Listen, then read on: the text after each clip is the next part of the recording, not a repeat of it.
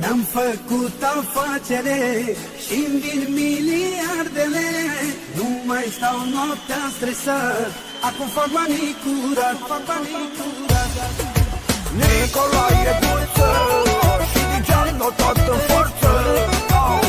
Hai să crească contul bancar, că mai face cursul.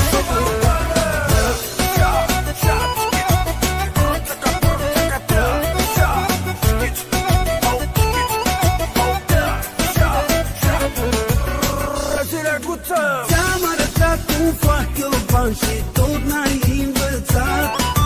Dacă ți-ai dat și mintea mea, nu știi ce să faci cu ea. Ți-am arătat cum fac eu bani și tot n-ai învățat. Dacă ți-ai dat și mintea mea, nu știi ce să faci cu ea. Hei, Digean, nu am întrebat de la o vreme încoa. Ce-mi vor de ăsta, frate, de-i plin de lovea. E frică să nu faceți stop cardiac, dacă vedeți că am mai mulți bani decât țiriac. Hai puneți în ce vină am eu dacă am atâția bani de parcă am stat vreo bancă. Mi-am pus pe picioare afacere tare, de-aia are băiatul are.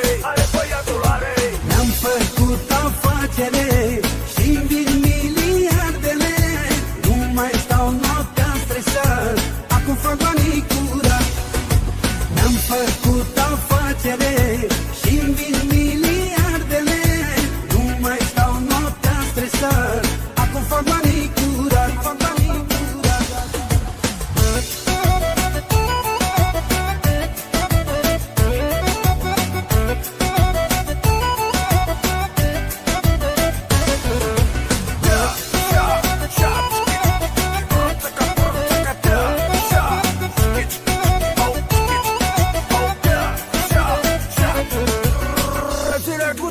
V-am speriat când ați aflat că în afacere am intrat.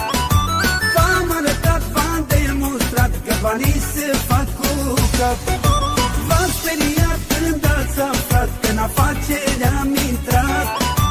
V-am arătat, v-am demonstrat că banii se fac cu cap. Dacă-mi vedeți portofelul, n-o să vă cadă ochii. Mi-e frică să nu dați vreunul, ori tu popicăți pe locul întâi când vine vorba de cașcaval. Locul întâi în revista Capital, că sunt bazat, sunt fel de Berlusconi și sunt respectat de toți patroni.